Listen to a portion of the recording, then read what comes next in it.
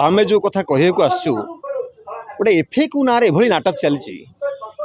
एक तो एफएक्यू ना एफएक्यू अर्थ कहीं कही पारना कौन एफएक्यू तार आधार कौन ताकू नहीं एभली भाव नाटक चलती।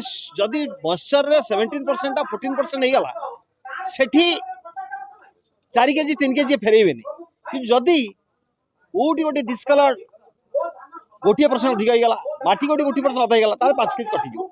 एवं द्वितीय कथा हूँ पूरा ओडिशा रे एभली चली माने टेस्ट ना एफएक्यू ना कहते कि कौटी टेस्ट होनी जोटी कह टेस्ट हाँपाई जे मोर कहीं 5 केजी करुच्ची से 4टा टेस्ट करेंगे।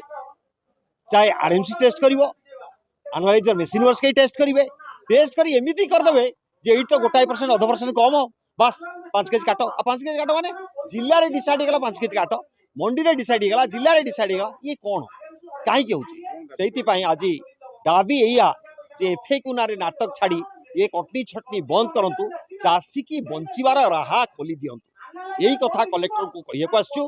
जदि कलेक्टर ये विषय आलोचना हम जदि तार पदक्षेप न नेबे ताले आगामी दिन में निश्चित भाव आंदोलन तार तीव्र पदक्षेप नब जो सरकार तेजी।